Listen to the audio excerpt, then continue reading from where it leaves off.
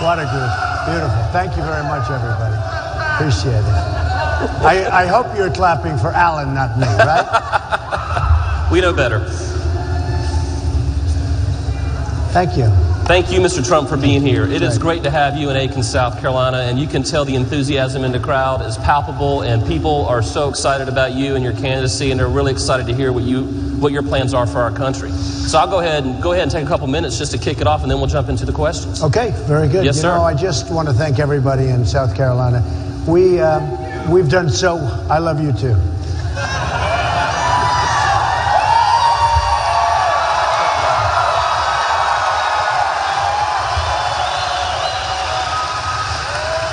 We've done, I've been here so much over the last really 2-year period, but before that also, and it's a special place, special people.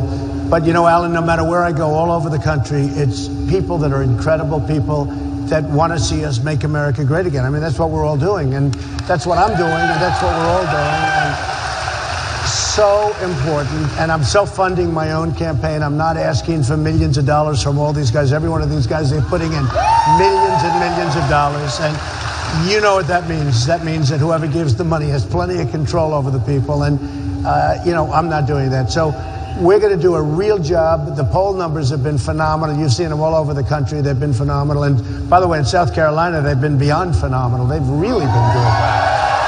So I just want to thank you. We're all friends, and we're all looking for the same thing. We're looking to work hard and do a great job, and we just want to do something fantastic for our country. We have a lot of problems. We have a lot of leaders, and one in particular that's doing a horrible, horrible job.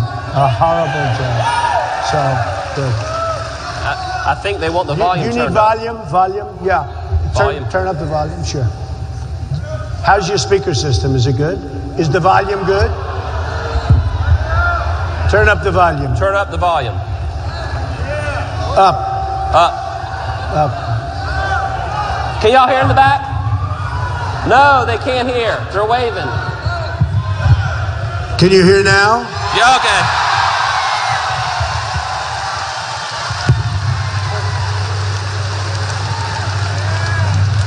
Isn't that better? See, now the difference between me and a politician other than Alan is that I wouldn't pay the first contractor. I said, you did a lousy job, we're not going to pay you, right? Whereas a politician will pay them 100 cents on the dollar, even though their system was no good. All right, this sounds better. Is that good up there? Can you hear us? All right. I think we should start all over again then, right? I said before that the people of South Carolina have been amazing. The people of the country have been amazing. They used to use the word silent majority, and then for some reason that word went out of vogue a little bit. But I don't even need that, because the words that we really use now, Alan, you've been hearing it, is sort of the noisy majority. People are so enthused, and they're so energetic, and it's been so incredible. No matter, I went to Mobile, Alabama, 35,000 people. Oklahoma, 20,000. Dallas, Texas, the Mavericks Arena packed, 20,000 people. No matter where we go, it's incredible. And the level of enthusiasm for our country, it's not even me, it's for the country, is so incredible. So thank you. Thank you all. Thank you all. I appreciate it. Mr. Trump, we were in the back just talking a few moments ago, and what was striking to me is he said that he's not looking for endorsements from politicians and famous folks. So he's really looking for your endorsement. But I just read recently that Franklin Graham, the son of Billy Graham, said some extremely complimentary things, and it's amazing the diversity of people who are talking about you around the country. Well, we have so many people that have, and I'm not looking for the endorsements. Endorsements, when you get somebody like Franklin Graham, who I have such respect for Franklin and for his family, and for Billy Graham. Billy Graham is, I'd go to the Crusades. It was incredible. It was just incredible. Yeah, I did too. But Franklin Graham said such incredible things yesterday, and I just appreciated that. But we get a lot of endorsements. I don't ask for endorsements. I would say somebody like Franklin and others mean a lot, but honestly, generally speaking, I think endorsements don't mean that much. It's what you say, it's your track record. I've built a great, great company. It's been amazing. If you remember when I did the filings, they were so disappointed. They said, wow, this is an unbelievable company. Everybody was going, very little debt, tremendous income, the best assets, some of the greatest assets in the world. And everybody was extremely disappointed because they thought, oh, gee.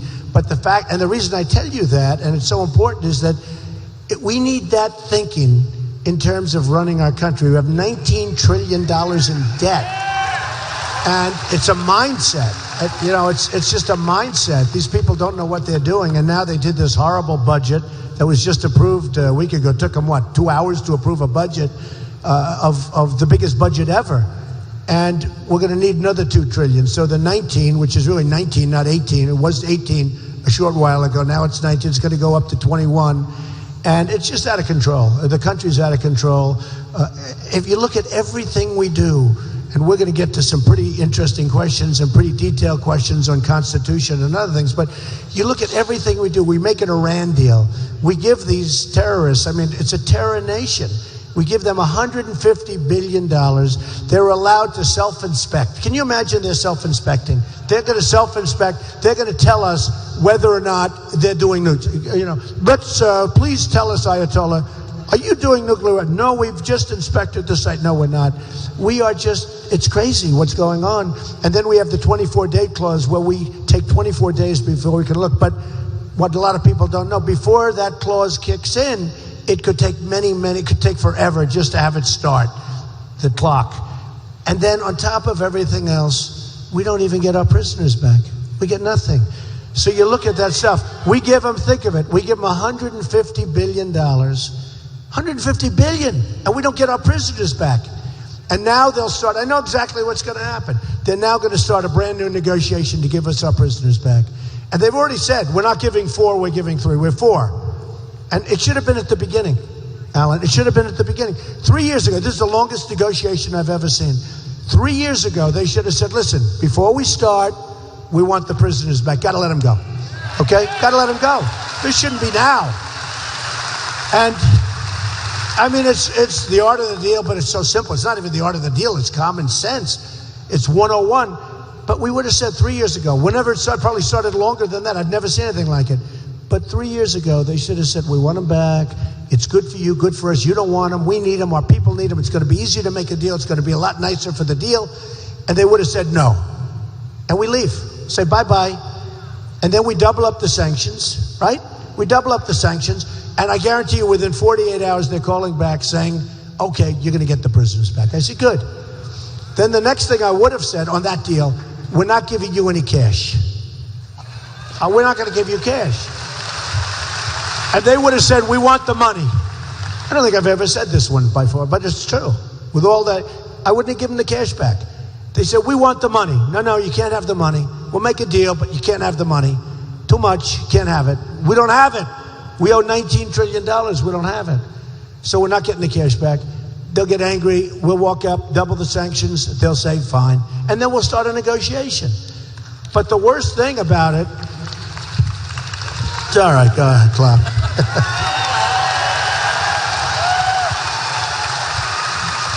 It's funny. I haven't said this, but recently I got a great review on speaking ability. They said he's a good, but they said he's got one problem.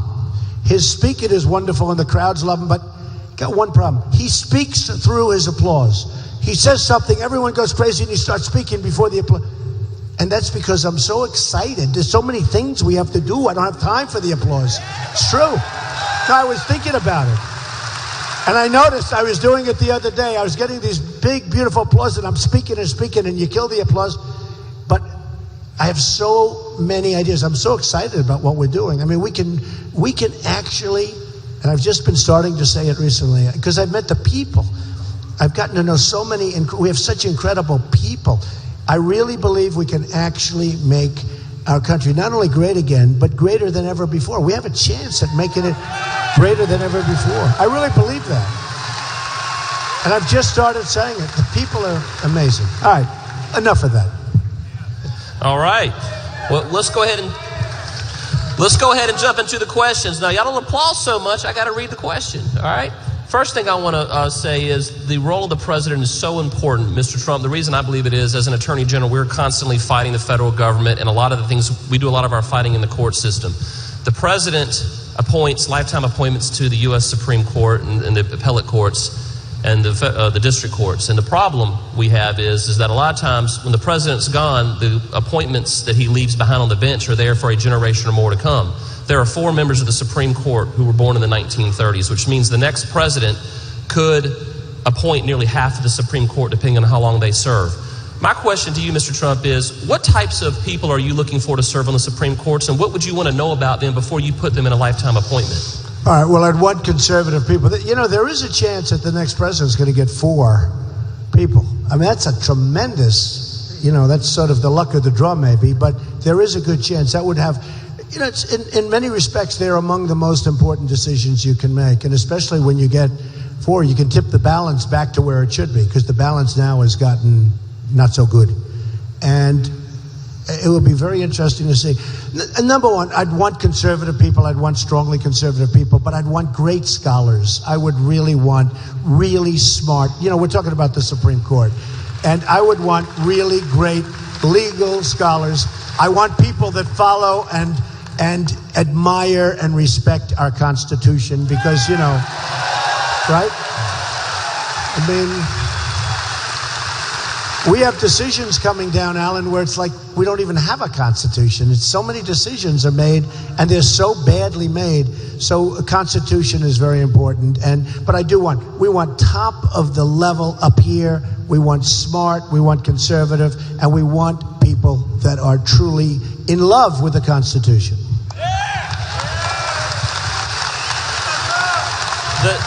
The next area I'd like to talk about, I guess I got to let him applause first. Executive actions have been a sore point for many attorneys general around the country, Mr. Trump. This president doesn't like to go through Congress. Y'all have all heard of the phone and the pen, right? He's got a phone and a pen. Well, that's not in our Constitution. You have to go through Congress, and the executive branch enforces the rule of law. Oftentimes, this administration has gone around the legislative process, namely Yucca Mountain. All of you for 30 years have been paying into a nuclear waste fund to fund the exploration of Yucca Mountain to be our national nuclear waste repository. Unilaterally, the administration shuttered that after billions of dollars were spent, money that you spent in your utility bills, and said, you keep your nuclear waste states, we'll keep the money. Also, the immigration overreach that the president had last year. Just 2 examples. Which executive actions of this president do you disagree with the most, and how would you approach the use of the executive order in your administration? It's such a great question. Executive action, most people never even heard of executive. Did anyone even heard? Usually you had to get Congress, you had to talk the senators into it, you had to talk your congressmen into it, you had to deal with all the people. You have your 3 branches, and you talk them, and you get something passed, and there's compromise, and sometimes we don't like the compromise, but there'll be compromise. But that's the way the system is supposed to work. And then all of a sudden, I started hearing, oh, well, he tried, he can't do it, and boom, and another one, boom. And you have these executive actions. I don't even think he tries anymore. I think he just signs executive actions. The one good thing about an executive action is that the new president can go in. You don't have to go through Congress. You can just, and he's a great lawyer, you can just go and sign, and it's over, right? It's true. It's an executive action can be, defunded, whatever you want to call it. It can be unsigned so quickly by the new president. So what you do is you go in, and I think probably within the first hour, it could be within about 2 minutes after I take an oath, assuming I'm lucky enough and we get the support and we get out and vote. We have to get out and vote. But I would be getting rid of a lot of them very quickly in the first hour. One of them would be immigration. He signed an executive order where people can just pour in. Now, Alan and a lot of people got very involved with that, and actually, shockingly, not doing badly in court. Isn't that amazing? We're winning. Yeah, isn't that amazing? So far. But I'll make it easier on Alan. You won't have to waste your time in court, because that will be out. That'll be gone. They're appealing it. They'll be appealing it. But you've had some very good luck in court. I would get rid of that. Right now, I was at Laredo, Texas, and the Border Patrol, and they're great people. They really want to do the job. They want to do the job. They're told to stand there, just don't do anything. These are unbelievable people. They called me. I didn't call them. They wanted to have a meeting, and they want to do the job. And they're told, just let them come through. let them come through. And you see the scenes, you see the pictures. If we don't have a border, remember this, we don't have a country. You don't have a country. And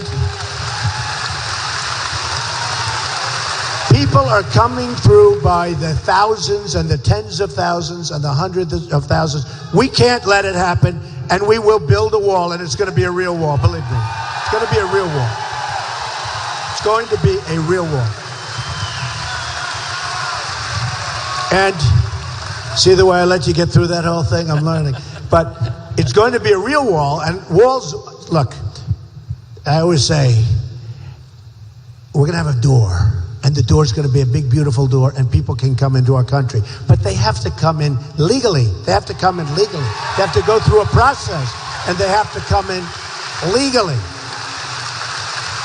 And if they don't come in legally, we don't want Kate, and we don't want Jamil, and we don't want all of the tremendous crime that's taken place, which turned out to be, you know, Alan and I were talking, when I first announced, I talked about illegal immigration. I never took heat like that in my life, including this week. It was not as strong, nearly as strong. And then within 4 weeks, all of a sudden, I was like the mainstay. Everybody was coming to me. They found out I was right about illegal immigration. And I really thought it was, I actually said, how much longer can I go like this? And then I doubled down. And Rush Limbaugh, who's a good guy, said, I've never seen anybody take heat like him, right? Rush was out and he was going wild. He said he's taken more incoming than any human being I've ever seen. And then he doubled down, because I actually had a news conference and announced that I'm right 100%, and it's even worse than I told you, and that was really wild.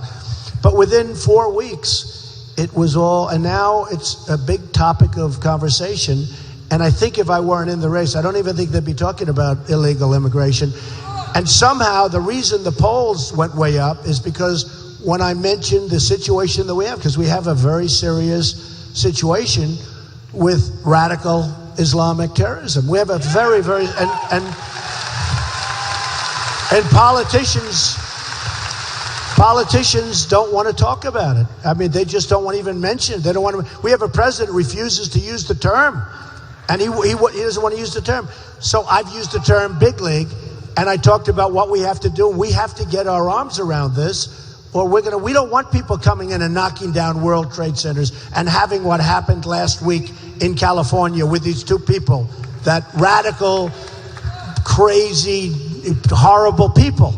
And we don't want what happened in Paris and what happens here. We don't want it. And we have to get our country under control. And all of a sudden, I see the same thing. It was pretty brutal 4 days ago for Trump. Do you agree? Look at her. She's saying yes. It was and now all of a sudden, everyone's coming in saying, you know, he's right. I'm even seeing liberal hosts and people. They're saying, you know, he's got a point. Now they're seeing that the so-called wife who came in on a fiancé visa. Okay, give me a break, fiancé. She came in on a fiancé. Well, she came in and she told lots of lies and everything else, and she should have never been allowed to come into the country. But now a lot of people that were very strong against me a few days ago are saying, well, you know, there is a point. So I think a lot of good things are going to happen. But we have to be tough. We can't be so politically correct. And that's the way it is.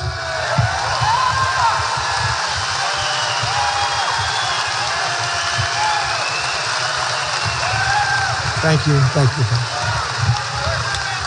So Mr. Trump, the next area I want to talk about, we talked about the role of the courts, and the president is going to make appointments or nominations to the court that will be there for a lifetime. I want to talk about federal government agencies that meddle in our lives day to day. In the last 5 years, I've joined with many states fighting the EPA, the NLRB, the Department of Justice, just to name a few. One of the things I try to tell these folks is if you look to the Constitution is like a handbook. When you buy a VCR or something, it comes with a handbook. It says this is how you operate this piece of equipment. Article 1 says President or Congress, you have these duties. Article 2 says President, you have these duties and authorities. And Article 3 says courts, this is your powers. And the 10th Amendment says anything not listed in the handbook goes to who? The states, us, you. Many people who sit on the board said the EPA, the NLRB, the DOJ, and many others don't understand that. What kind of appointees would you place in those agencies, and what would you like to know about them before you put them on there? Well, first of all, I agree with that 100%. You take an example, Common Core is a disaster. I've seen it, and it's a disaster, right? Just to use that as an example. Where you have in Washington, you have bureaucrats who are making a tremendous amount of money, and they're telling children and parents of children in South Carolina and in Iowa and in all of the different places I'm going to, New Hampshire, Massachusetts has been so incredible too. Massachusetts, we had 48%, can you believe it? A 48% rating in Massachusetts with 15 people. That's, I think, because Tom Brady likes me. I have to say that. Tom Brady's a great guy. But I think that helped, right? Wouldn't you think that probably helped? But Common Core is such a total disaster. And to see that somebody like Jeb Bush is in favor of Common Core is I think it's just, I don't know how you would win. I see parents, and I see so many school systems now going, because I'm going all over the place. And I see parents that are really smart with such love for their children and the other children, and they meet around a circle and they have their principal and they really get it.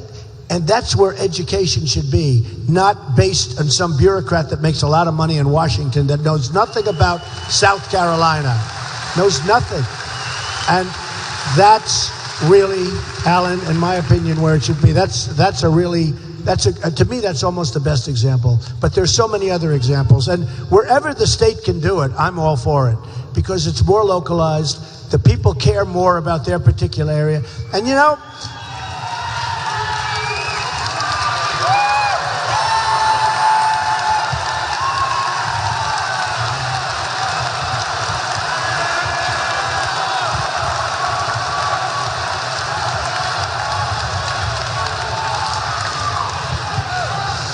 that's all right. They're friendly.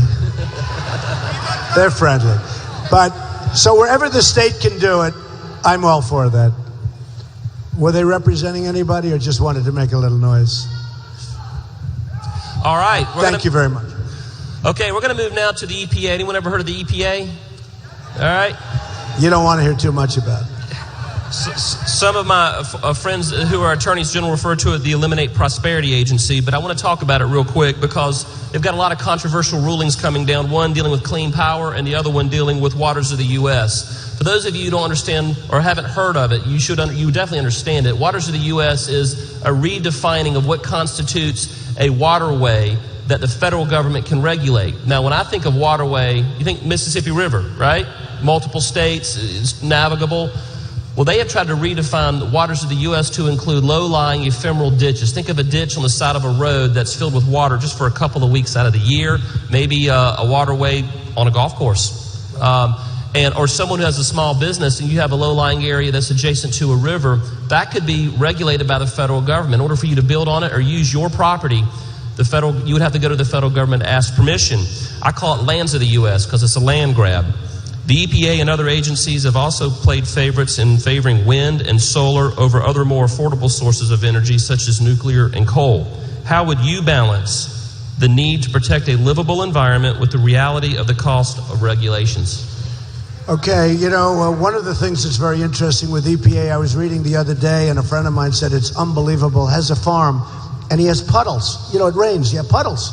And they consider that a waterway or they consider that water, regulated water, and the guy is being driven crazy. A friend of mine, he's being driven crazy with the regulations. We've got to get rid of the regulations. Now, we want to have clean air, we want to have clean water. We do want to have that. We want to have clean air, clean water, and beyond that, we have to be very careful because we're becoming non-competitive with other nations. Now, in the old days, we sort of had a certain strength. We've lost so much of that strength with manipulation of other currencies, with all of the EPA regulations and many other regulations. I'll give you one regulation. So I build a lot of stuff. And I go into areas where they have tremendous water.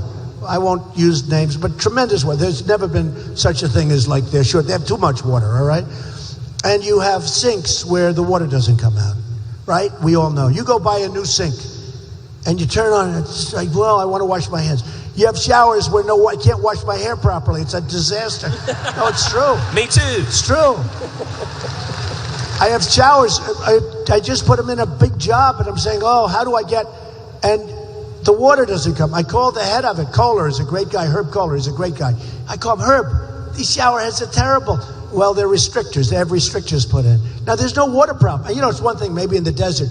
The problem is you stay under the shower for 5 times as long. You end up wasting more water than you would have the other way. I won't use the example of toilets because it's sort of gross, right? But let's use it anyway. So no water comes out. So people are flushing it 7, 8, 10, 12 times. The end result is it's no good and they end up wasting more water. Those are the regulations that we have. Those are just, I could name hundreds of them like that in the construction because that's what I do. I mean, so many bad regulations. But I'm telling you, you go get yourself a new sink, get yourself a new faucet, and you turn on that water and the water drips out so terribly, it's really bad. So they've over-regulated and they've really created problems. So many other problems like that. Now, we're going to turn to Obamacare. I've been involved in 2 lawsuits to try to overturn Obamacare in the court system. Those were suits that were lost by the states in a 5-4 decision, which goes back to my previous question about the importance of electing good judges. If you're elected president, and by the looks of this crowd, looks like you got a good shot. You'll be very happy. We'll get it going properly. That I promise. I promise. Would you work to repeal Obamacare? And if you were successful, yes. What would you replace it with? Yes. It's funny. It's almost, over the last number of months, I've made a lot of speeches and said a lot of different things. And the wall gets tremendous. We will build the wall, and that gets tremendous.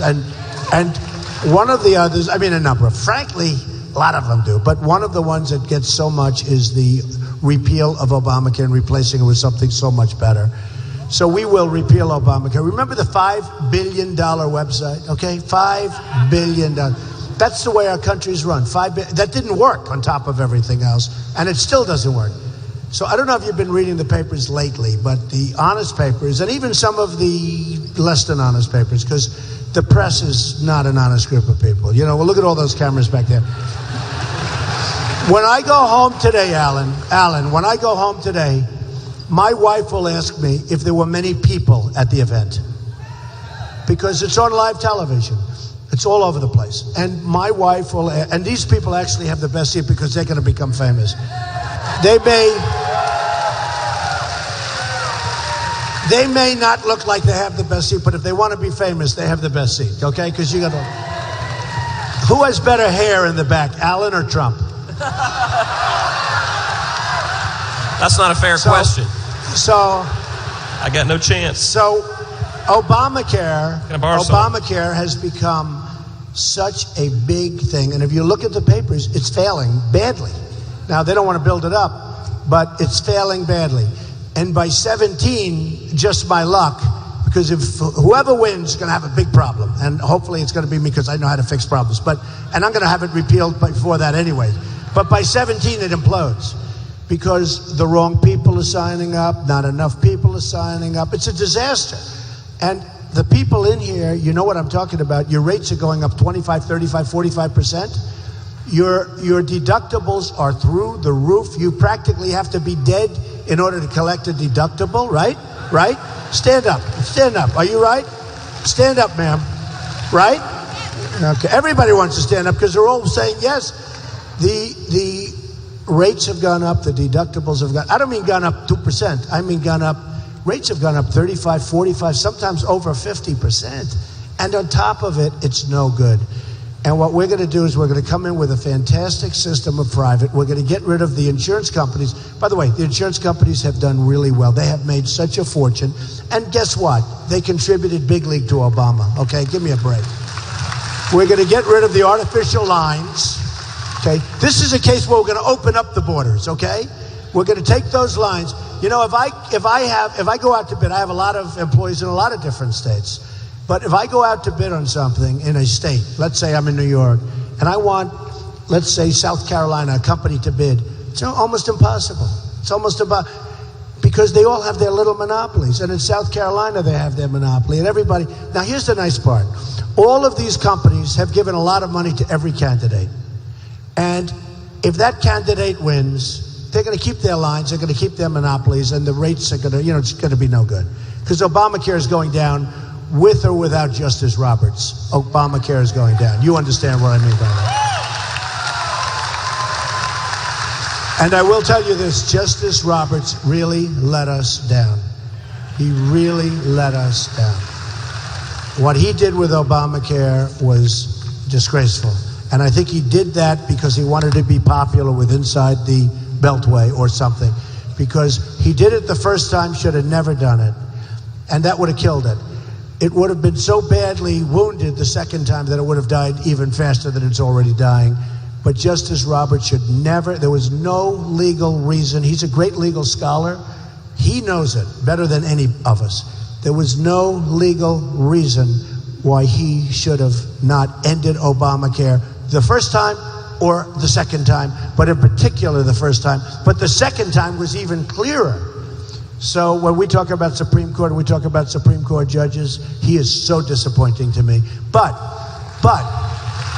with that being said, I hope I don't have a case before the United States Supreme Court anytime soon, but that's the way I feel. I don't care. We have to get rid of the lines so that we have many companies bidding. We have many companies. You'll end up with plans. There are things in Obamacare you just don't need. You don't want it. You don't need it. It's so crazy. Things you don't want that in theory it's all being paid for. You will end up with so many options, so many plans, and the insurance companies are going to have to be sharper and smarter, and they're not going to have the monopoly like they have. But you get rid of those lines and you watch what happens. Your numbers will come down, your plans will be fantastic, and it'll be a beautiful thing.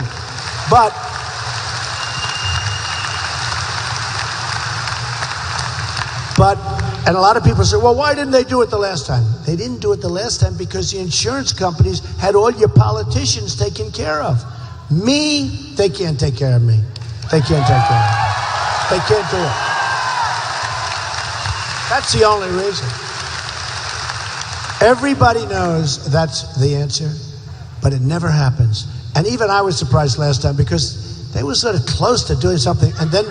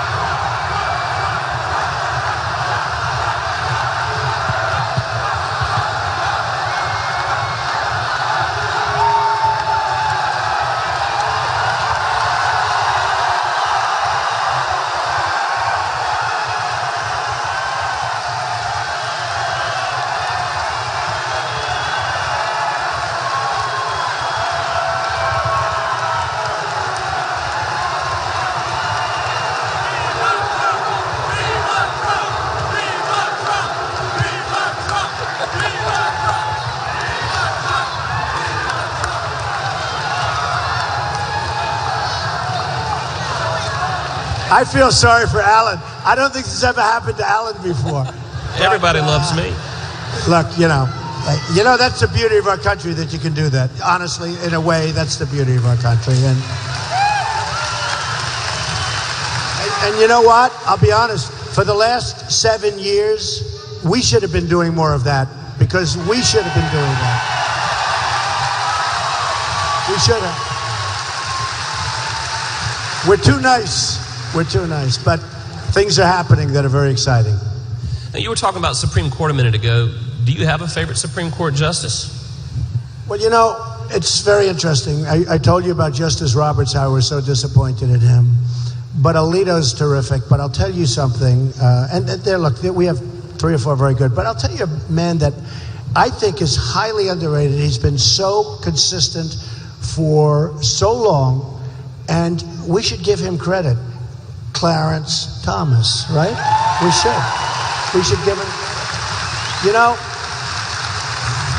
Scalia's terrific, but Clarence Thomas has been so consistent, and it's very interesting. I was at a thing similar to this recently with a lot of great legal scholars, and it was a room of about 800 people, mostly lawyers, and I just said Clarence Thomas, and I got a standing ovation. I was shocked. And he has been very, very strong and consistent, and I really respect that. I'm a fan too. Okay. I want to talk briefly about Dodd Frank. Don't worry, this isn't boring. I just want to say that Dodd Frank is to the financial industry what Obamacare is to the healthcare industry, an attempt to centralize power in the hands of a few unelected bureaucrats who seek to rule through administrative fiat.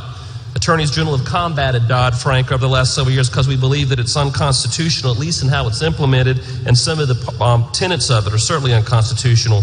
It's making it increasingly more difficult for real Americans working paycheck to paycheck to get their hands on capital. As president, what would you do, or would you scale back Dodd Frank? And what would you do to help with these lines of credit to many who are suffering on Main Street? Okay, it's such a great question. The Dodd Frank thing is a disaster. It's got to be repealed. I mean, it's got to be repealed. It's got to be repealed. Now, and look, I know so much about the banking industry, and over the years I borrowed billions and billions of dollars, and you know, I just get it. I understand the industry, and right now the industry is run by regulators. And if somebody like me wants money, I can have all the money I want. I pay almost no interest. It's crazy, but I don't need money. I had the head of the biggest bank call me the other day. Hello, you want to borrow some money?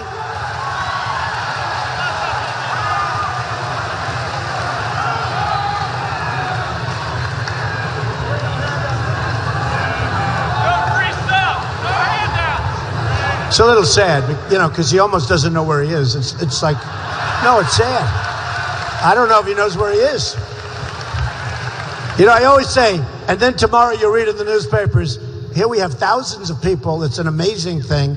Again, I wish the press would fan, and I wish the cameras would fan, because they never do that. You know, they'll keep the camera on my face and Alan's face, and they never show the kind of crowds that we have. They never do that. It's like an amazing thing.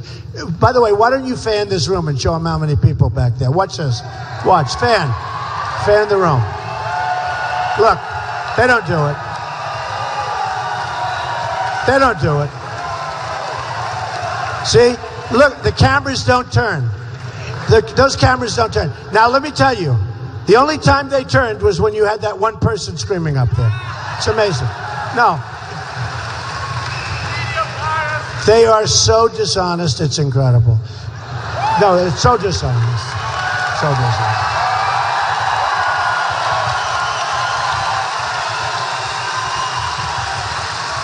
I'm telling you, I tell the story all the time. My wife, she always says, were there many people there? Because it's always on my face. They never move. The only time they move is if there's a protester. They can take those things, turn them into a pretzel. I didn't think, it's true. Alan, I thought there was a mechanical reason why they never come off my face.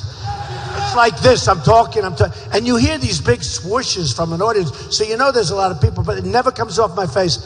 And even just now, I said, fan the audience. Did you notice? They're dead straight. They don't move them. These guys are giving orders, I swear.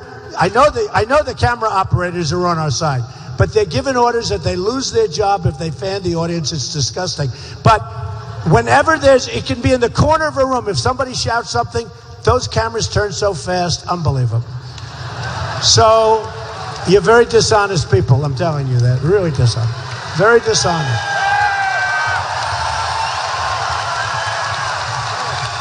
It's terrible. Anyway. So, getting back to the facts of life, Dodd Frank, not quite as exciting, but that's okay. We have to end Dodd Frank. What happens with Dodd Frank is the regulators are running the banks. And they're running the banks, and the people that you think are powerful people, the head of the banks, they're petrified of the regulators. I've had people call me, can I help him get a loan at a bank? I'll call the banker who I know. Don, you know, his credit. I said, his credit's great. No, it's not good enough.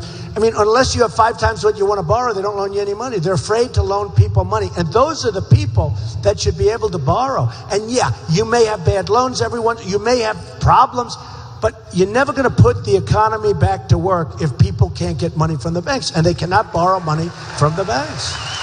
They can't borrow it. So, and I don't blame the heads of the banks, because the heads of the banks are powerless. I'm telling you, you have guys in there that are bureaucratic regulators that absolutely control those banks, and these chairmen of the banks report to them, and they literally are afraid to even talk to them. It's the most amazing thing. So that's not the way the banking system. And you go up and you go down and you're going to have some bad loans and all of that stuff, and you want to be vigilant.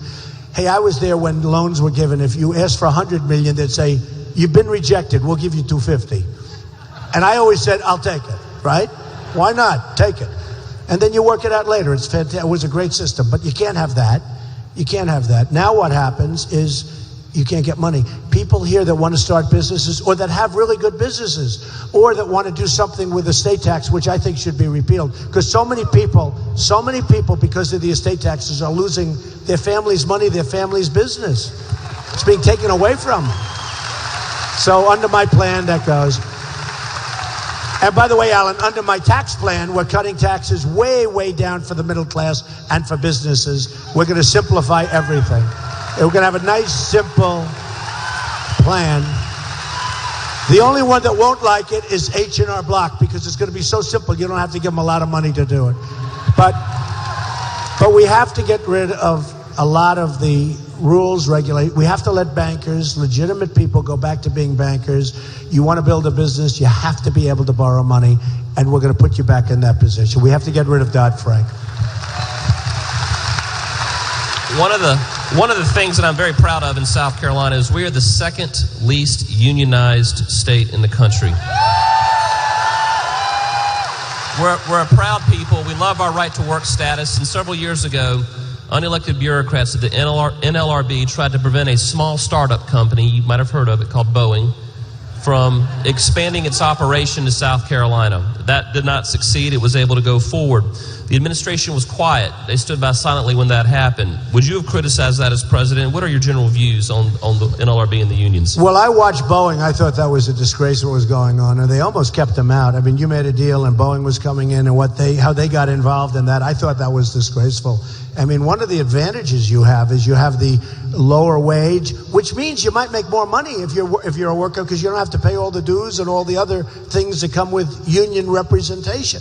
Now, I've worked with both, because Manhattan, when I build, it's 100% union. Everything's union, very heavily unionized. And, fortunately, that market's always been good for me, and it's been a good market, and it worked out, and I have no complaints. But the concept of being forced to use somebody is horrible. I thought what happened with Boeing was a disgrace, was an absolute disgrace. And that should never happen again. I mean, you almost lost Boeing. They would have gone someplace else. And that was purely a presidential political move, because he wanted to pander to the unions. You can't let that happen. You have a big advantage down here, and you can't let that advantage be lost. So that was not what this group was set up to do. And what they did was, frankly, it was a total disgrace. Something happened the other day. I don't know if you saw. The Teamsters routinely back Democrats, right? Routinely. But because of New York, and I've had thousands of Teamsters working for me, thousands. They're great people. They're unbelievable people. They love me. And they said they put a lot of pressure on Hoffa and the guys that run the Teamsters. Wait a minute. What are you doing, Hillary? Trump is going to create a hell of a lot more jobs than Hillary Clinton. Now, this is whether you're union or not union. And I don't know if they do. They always go Democrat. I mean, they've almost always gone Democrat. But frankly, they're having an insurrection within the Teamsters, because people know that I'm going to fix our infrastructure. That's good for you, and it's good for the Teamsters. It's good for everybody. But who is going to fix it better than me? Hillary doesn't have the strength or the stamina to be president. I will tell you right now. She doesn't. And it's a rough thing, but she doesn't have it. We have to rebuild our infrastructure. We have to rebuild our military. We have to take care of our veterans. Our veterans.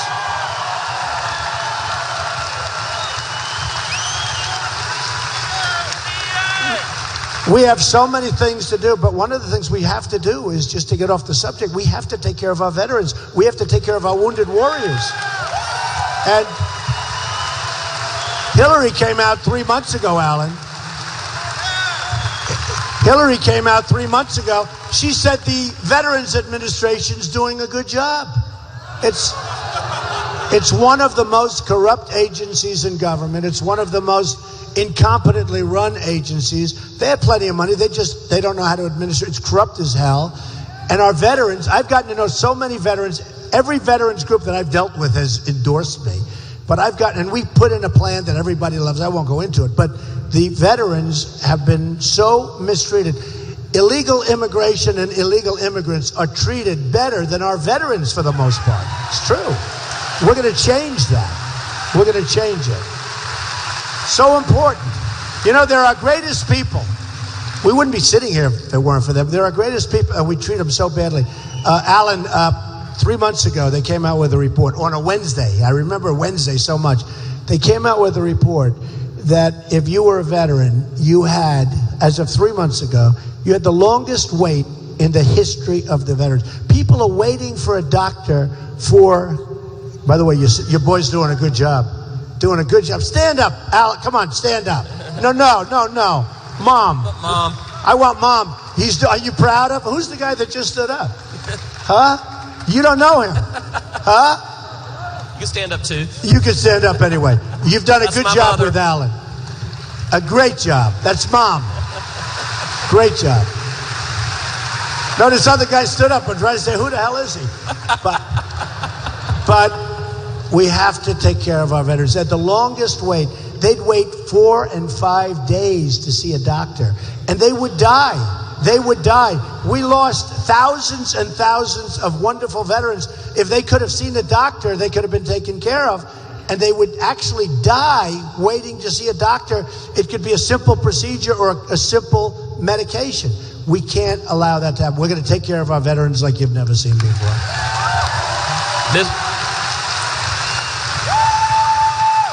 Can I deviate for 1 second?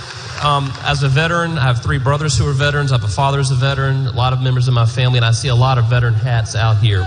So if you are a veteran or you're related to a veteran or you're a first responder or in law enforcement, stand up and cheer. Wow. Wow. All right. Thank you. Wow. That's a lot of veterans. Wow. That's a lot of veterans. Beautiful. That is beautiful. Well, we're going to take care of your families. We're going to take care of you. It has to be. Has to be.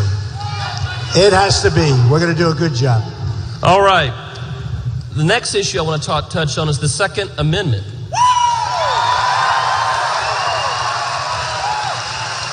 That might be the easiest one of all, if you want to know that. That might be the easiest one out. South Carolina is a very pro-Second Amendment state, and I travel the state and I talk to many law-abiding citizens who own firearms, and they are very concerned. This is what they're telling me, that of the knee-jerk reactions of those in Washington, D.C. who want to restrict their right to bear arms because of the horrible and terrible actions of a few, some of who are mentally ill or even terrorists.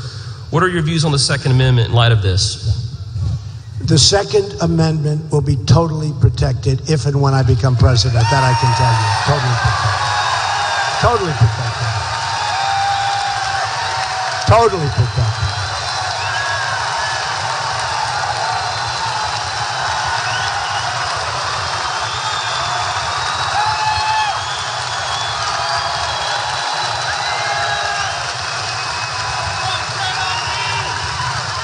You know, we have a horrible situation that took place a week ago in California. Now, they came in, they shot 14 people. Others are dying right now. You'll have more because they're very badly wounded. If I were I have a right to carry. I'm a member of the NRA. My sons are members long time. They're much better. They're much better shots than I am, I will tell you. They're actually really good, but they're members. But if I were there, if you were there, if anybody here that had a weapon, if you were in that room, those people wouldn't have shot 14 people. We might have gone down fighting, but they're going down with us, okay? They're going down. And, no, think of it. These two animals walked into a room and started shooting. Now, take a look at Paris, okay? Paris. Paris is essentially gun-free. It's the hardest place, I've read just about in the world. One of the hardest places to have a gun. France, one of the hardest places to have a gun. Okay. Now what happens is these people walk in, and the biggest problem with the press, they call them by the wrong name. They said the mastermind. And then they hear about kids are being recruited to go into ISIS. They'll never recruit these guys up front. Stand up, kids. They're never recruiting these guys. These are hardliners. They're not being recruited. Okay. But think of it. they're young, impressionable, and they're watching television, and they're hearing about the mastermind. I called him the guy with the dirty hat. He was a disgusting guy. They call him the mastermind. And the kids are hearing about the mastermind. He's probably a guy with a very low IQ. He's probably dumb as a rock. What did he do? He got people to walk into a room, and a number of rooms in the case of Paris, and start shooting everybody. And the press goes, the mastermind, we're under surveillance, we think we have... You don't call him mastermind anymore, fellas, because he's not a mastermind. And they glorify him. You know, they make him like Robin Hood. The press glorifies these people, and they got to stop. And I've been saying this for a week, and I haven't heard the word mastermind for a while. It's really amazing, because they understand. Look, if somebody were in that room in Paris, you had 130 some odd people killed, many people dying right now, seriously large numbers wounded that are going to be dying. If you had a few people with guns in that room, roped on, taped onto their ankle, put on their belt buckle, put up here, put anywhere, so a little firepower would be going in the other direction, you wouldn't have had 100 and some odd people killed. You wouldn't have had it. You wouldn't have had it.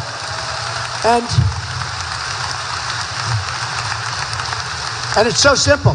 And by the way, if the so-called mastermind, the moron, the guy, if he knew that people were in there with guns, they wouldn't have been there. They wouldn't have been there.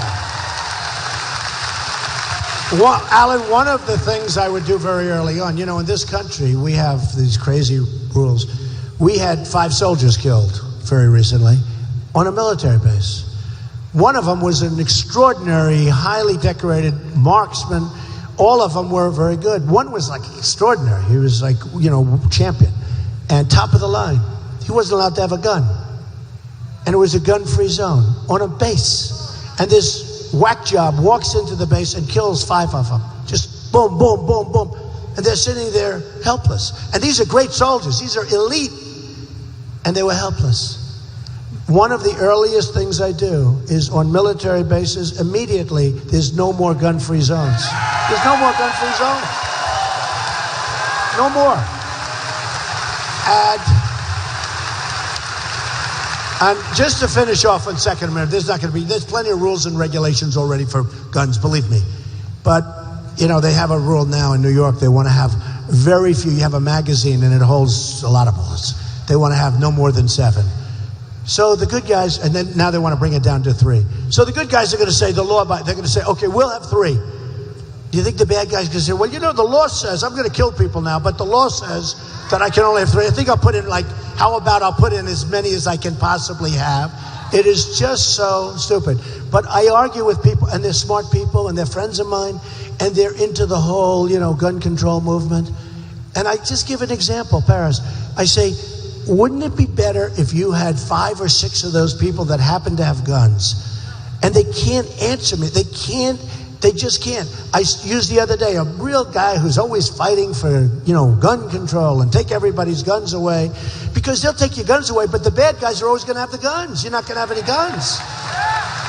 So I had a debate with him in front of a group of people that was sort of like didn't care about the issue that much, okay? Frankly, there are people that don't, you know, but most people do. I care about it a lot. But let me just tell you, I had a debate in front of this group of people, and I just creamed it. There's no way they can win that debate. Because if in California there was even 1 gun, 2 guns, 3 guns, it wouldn't have happened. It wouldn't have happened. So, and they can't justify it. And yet at the end of that debate, he got clobbered. Didn't change his mind. So these are people, they want to take your guns away, folks. They want to take your guns away. They want to take your ammunition away. That's the new one. They're finding out, you know, Alan, they're finding out they can't take the gun. Let's take the ammunition. Because, you know, there's so many different things. It's very hard playing around too much with the Second Amendment. But all of a sudden somebody comes up, I don't know if you've heard the idea of the bullets. We're not taking the gun. We're going to make it impossible to get bullets. I'm president. Believe me, folks. Second Amendment stays.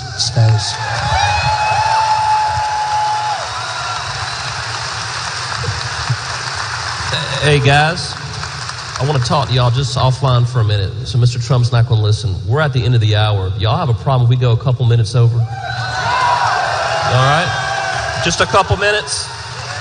You got a couple extra minutes? Sure. All right. We'll do about another 5 minutes. I want to talk about GITMO. I just joined 2 other states' attorneys general to ask President Obama in a letter not to close GITMO and not to send terrorists to American soil. Position. That's an easy one. Yeah. Okay.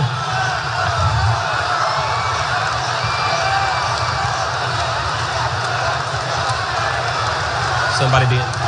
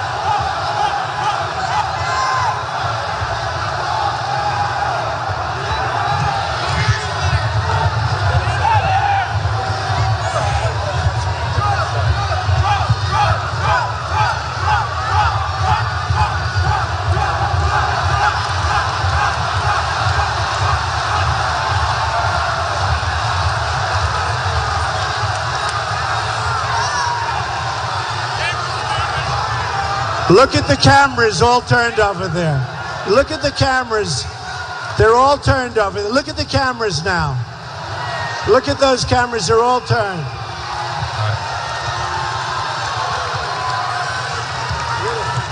Okay, we're going to the last question, ladies and gentlemen.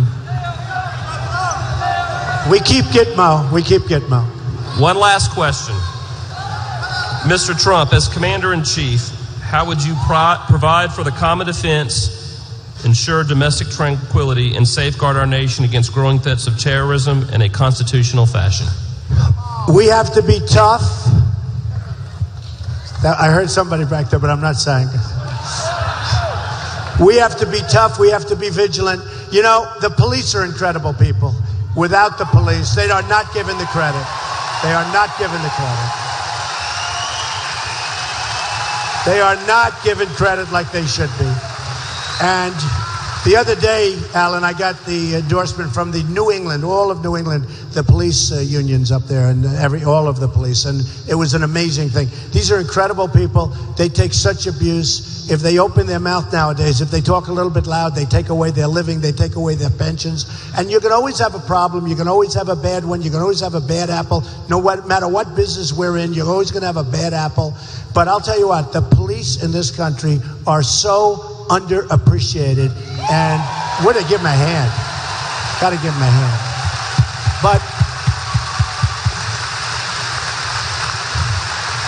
But we have to practice vigilance, and when you see something, you have to do something about it. You have to do something.